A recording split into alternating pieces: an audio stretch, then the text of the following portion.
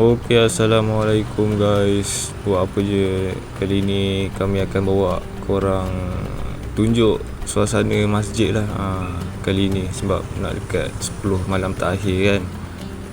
So untuk kali ni masjid yang kita pergi ni adalah nama dia Masjid Tengku Abang Afzan dekat Kuantan.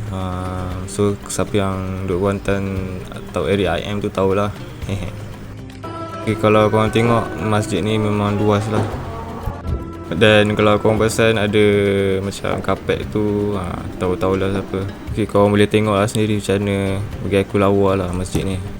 Betul tu Sultan Pahang datang kat masjid ni dengan Tengku Mahkota, anak lelaki dia. Lepas tu wife dia pun ada juga, Tengku Abang Afzan dengan anak perempuan dia kat belakang tu.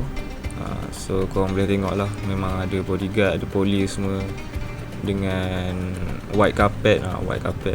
Okay, ni time nak solat. So masjid ni dia buat 20 rakaat, tapi kalau korang nak buat 8 boleh lah, just keluar lah kan.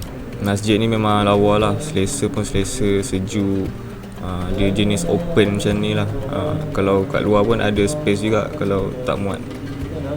Okay, ni time dah habis 8 rakaat. Korang boleh tengok lah macam mana suasana dia kan. Ada kipas besar kat atas tu.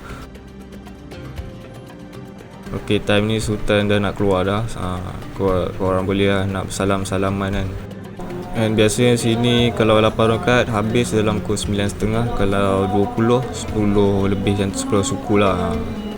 Okay, ni time tunggu nak salam dengan Sultan tu. Ini Yum yang rakam lah, dia yang dapat salam dengan Sultan.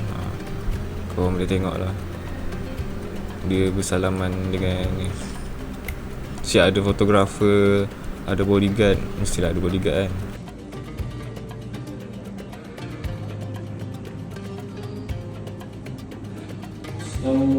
Okay, boleh tengok tu ada Tengku Mahkota lah dengan Sultan Pahang.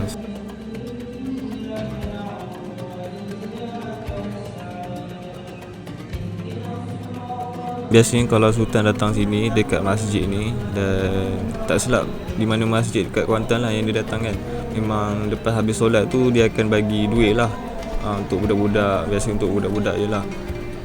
Tak hari tarawih, hari biasa, hari Jumaat pun kalau Sultan datang lah, memang dia akan bagi duit. Budak akan tunggu kat luar masjid tu beratur.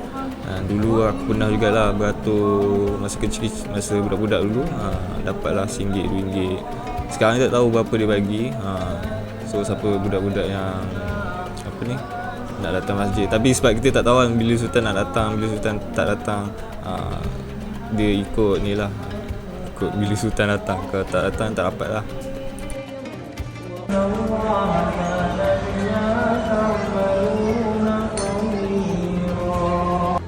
Okay, ni lagi satu angle lah. Sultan bagi duit. So ramai lah budak ni yang nak bagi. Tapi biasanya tak lama pun Sultan ni, sebab dia busy kan. Dia kadang-kadang bagi dalam beberapa minit, lepas tu dia balik lah. Tapi akan ada orang lain lah yang wakilkan dia untuk bagi. Dia takkan stay lama, sebab panjang kot budak beratur kan, takkan nak tunggu lama apa semua kan.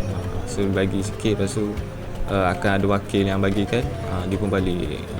Korang boleh tengok lah, siap ada bodyguard dengan polis. So memang terkawal lah kat sini.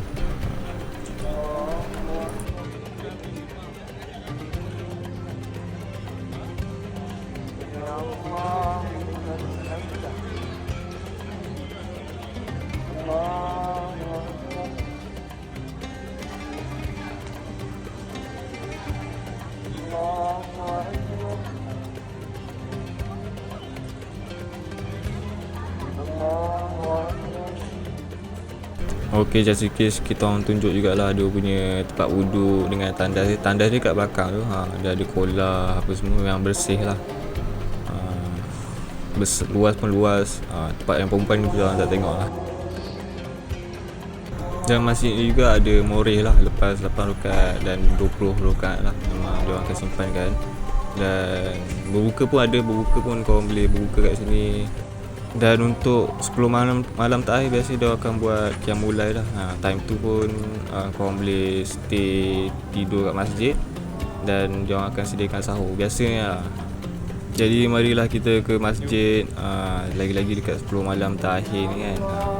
Mari kita sama manfaat. Assalamualaikum.